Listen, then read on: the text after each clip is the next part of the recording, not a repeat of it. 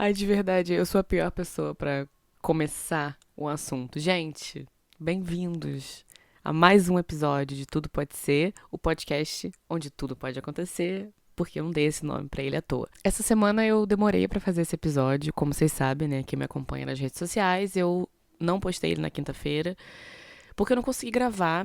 Eu não tive tempo, em parte, mas também, em parte, eu não tive inspiração. E aí cá estamos agora, a inspiração bateu ontem de madrugada, sentei e escrevi um monte de coisa no meu caderninho, que é da Noviça Rebelde. Pra quem me perguntou no outro episódio, eu ganhei esse caderno quando eu fiz a Noviça Rebelde em 2024. Bom, tem uma ideia que eu venho elaborando nos últimos meses, que é a ideia, e se você é uma pessoa que convive comigo, se você é uma pessoa que está no meu dia a dia, você certamente já ouviu alguma variação dessa frase, é a ideia de que eu sou uma pessoa incoerente. E aí, quando eu falo que eu sou uma pessoa incoerente, eu não tô falando, obviamente, de defender os direitos humanos e depois cometer um crime de injúria racial. Eu tô falando sobre. Vou dar um exemplo pra ilustrar o que eu tô querendo dizer. Tava num rolê com uns amigos, e aí um amigo meu pediu um pão com linguiça. E eu zoei ele, bagulho linguiça, bem quinta série, porque eu sou quinta série, quem me conhece sabe. E aí, quando chegou o pão com linguiça dele, cara, era um pão com linguiça bonitão, assim, sabe? Uma cara super apetitosa. Eu fui lá e pedi um também. E ele falou assim, ué, tu ficou me zoando porque pedi pão com linguiça, não sei o quê. Eu falei, cara, mas eu sou uma pessoa incoerente. Então é nesse sentido.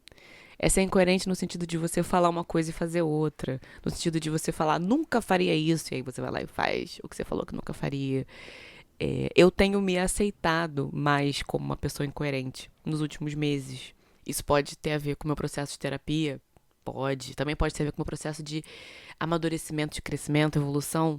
Também pode. E é engraçado isso, pensando em comparação com os anos que se passaram. Eu acho que quando eu era mais nova, eu cobrava muito mais de mim essa retidão, sabe?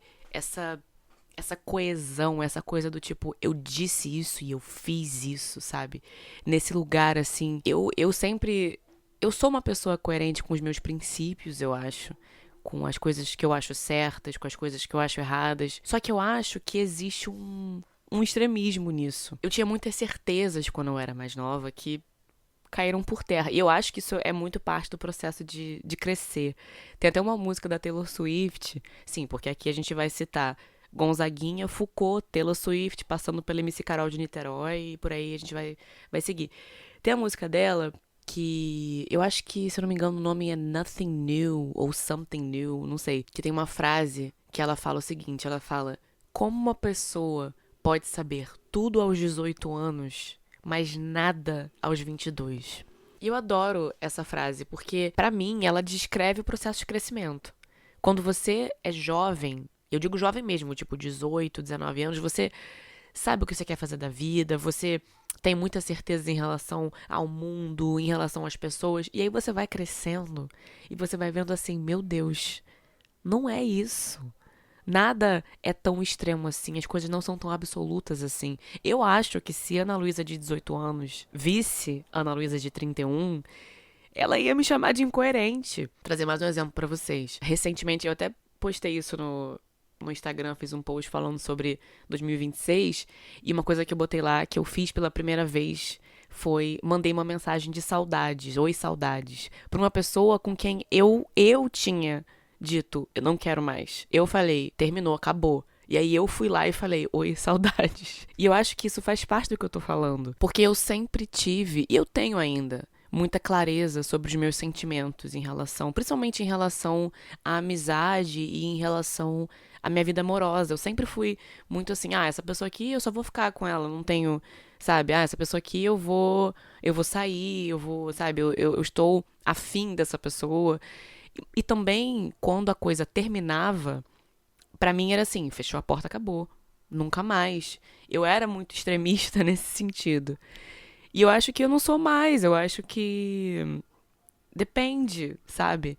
Eu acho que tem histórias que quando terminam tem que terminar, tá? Não tô aqui falando, manda mensagem pro seu ex, não tô falando isso. Mas, cara, eu senti saudade e era uma situação em que eu achei que cabia e coube, sabe? Mas se fosse eu de 18 anos de idade, eu não teria feito isso. Eu teria sentido saudade e teria ficado por isso mesmo. Então talvez, né, a minha versão de 18 anos diria, nossa, como você é incoerente, você falou que você nunca mais ia falar com ele e de repente você, puf. Cara, sim, eu hoje em dia tô assim, nossa, você disse que nunca ficaria com fulano. Cara, e daí? Fiquei. Eu acho que existe, hoje em dia, eu tô começando a entender por que as pessoas idosas falam assim, eu não ligo mais pra nada não, eu faço as coisas, tô nem... Porque eu acho que é isso, você vai perdendo um pouco essa coisa do tipo, não, mas se eu disse isso, eu tenho que fazer tal coisa. Claro, até um certo ponto. Não tô falando que você tem que, sei lá, combinar uma coisa com alguém e aí não cumprir o combinado porque você é incoerente. Não, tá? Não tô falando sobre coisas que afetam terceiros. Mas isso, na verdade, nem é só em relação à minha vida amorosa, não. Isso, eu venho pensando muito nisso também em relação ao meu trabalho.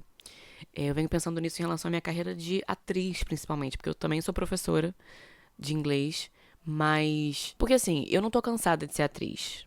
Eu amo ser atriz, eu amo atuar, eu amo cantar, eu amo trabalhar com arte de maneira geral. Mas eu ando muito cansada com o mercado de trabalho do ator. É muito difícil. A minha mãe fala assim: nossa, mas é uma tortura isso que vocês. Cada vez que eu falo pra ela, tem um teste pra não sei o quê, me chamaram pra fazer um teste, não sei o quê, ela fala: caraca, como é que você consegue? E eu penso: será que eu consigo por muito mais tempo? Eu sei que isso faz parte do trabalho do ator, mas o limite é sempre a gente, né? O tanto que a gente consegue suportar.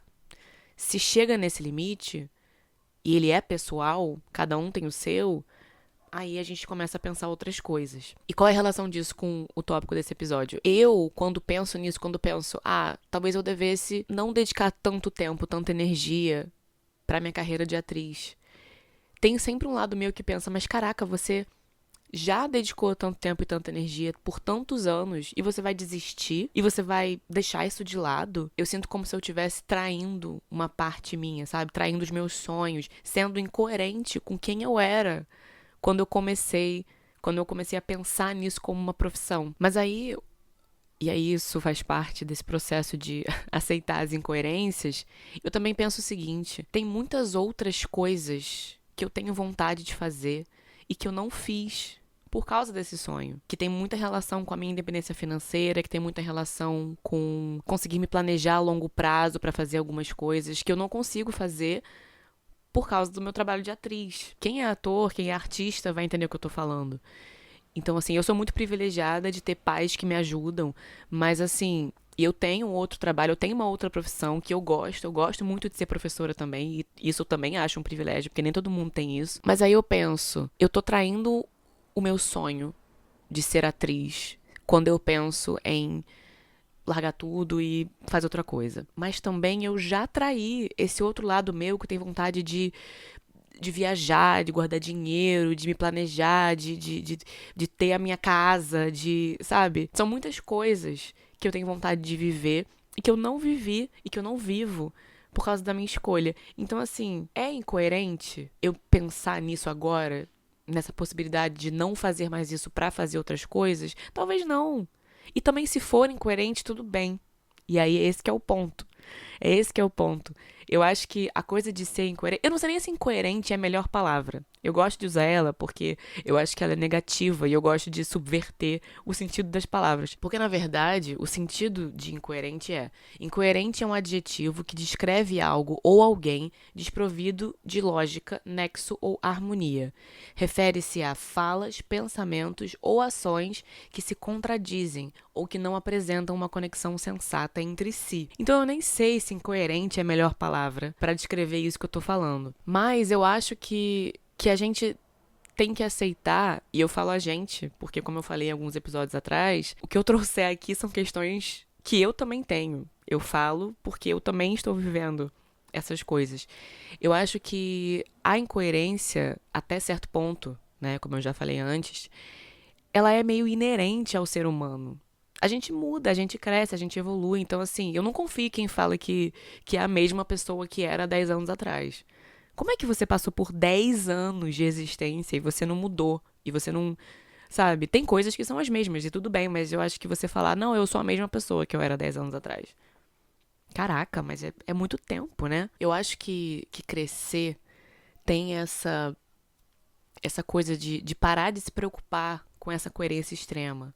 Com essa coisa de, não, se eu disse isso, eu vou fazer isso.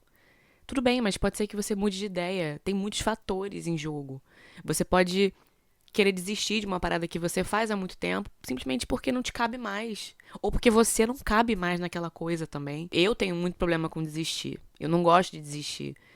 Mas às vezes desistir é maneiro, sabe? E você pode até, se você pensar, né? Caramba, o que que eu de 15 anos atrás diria? Talvez essa pessoa dissesse que você está sendo incoerente, mas essa pessoa não é mais você. Então, e eu acho também, e talvez isso seja até um assunto para um outro episódio, mas eu acho que as redes sociais, elas têm um papel nisso. Ao passo em que a gente cria uma persona nas redes sociais, porque é isso que a gente faz, e tem que viver de acordo com essa persona. E pensando em que, por exemplo, eu criei um perfil numa rede social com 12 anos de idade. Na primeira vez, né? Meu primeiro perfil foi com 12 anos. Poxa, eu tenho 31, então são 18, não, 19 anos.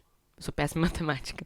19 anos, né? Vivendo uma vida paralela na rede social, que nem é mais paralela, porque hoje em dia elas já meio que se juntam. Então, será que isso também não tem a ver? Essa coisa de você ter que viver à altura da persona que você cria na rede social. Enfim, isso eu acho que é assunto até para outro episódio. Por fim, tá ficando escuro. Quem tá vendo o vídeo pode perceber que o sol tá se pondo lá fora e tá ficando escuro aqui dentro, mas a luz já tá totalmente diferente do que tava no começo do episódio. Mas enfim, seguindo, pra gente terminar, o título do episódio é Ser e Não Ser, que obviamente é uma referência ao monólogo, ao famoso monólogo de Hamlet, da peça Hamlet de William Shakespeare. Eu sei que a fala é ser ou não ser, mas eu acho que é mais interessante pra gente aqui, pra essa discussão que eu quis trazer, a ideia de ser e não ser, sabe? Ou de agora ser e depois não ser. Não ser antes e agora ser. Enfim, a gente pode pensar em várias construções diferentes. E eu gosto dessa ideia, porque é isso, a gente é agora, e aí amanhã pode ser que a gente não seja. E eu queria deixar muito claro, inclusive, uma coisa, que coisas que eu falo nesse podcast, a não ser que sejam fatos, pode ser que na semana seguinte ou um mês depois eu diga, gente, sabe aquilo que eu falei? Então, eu já mudei de ideia. Porque a gente tem que começar a aceitar isso, que a gente muda de ideia, que a gente escolhe coisas que a gente talvez não escolhesse há 2, 3, 10 anos atrás. E isso faz parte do processo de crescimento. A gente pensar coisas e aí mudar de ideia em relação às coisas. Tá tudo bem mudar de ideia. Tá tudo bem escolher uma coisa que talvez as pessoas à sua volta achem meio engraçado. Tipo, nossa, eu nunca pensei que você fosse escolher isso. Mas eu escolhi. E como eu já falei antes, eu digo isso olhando no espelho, porque é um processo pelo qual eu ainda tô passando. E pode ser que eu fique passando por ele por muito tempo, né? Quem sabe, sei lá, aos 80 anos eu cheguei lá, não sei. Bom, e é isso. Termino aqui a minha reflexão da semana. Até porque também a luz tá acabando, né? Quem tá vendo o vídeo tá vendo que tá ficando escuro. E também porque eu não tenho mais o que dizer. Enfim, tem que parar por aqui.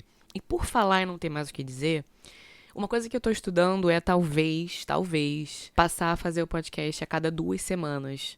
Porque eu né, fiz os 3 primeiros, que já estavam meio engatilhados, e aí chegou um momento em que as minhas ideias, elas são apenas tópicos, e eu não achei tão fácil entrar nesse ritmo semanal de produção. Então talvez tenha podcast semana que vem, talvez tenha daqui a 2 semanas, mas eu aviso. Então, pra isso, me sigam nas redes sociais também, pra vocês, né, ficarem a par dessas informações.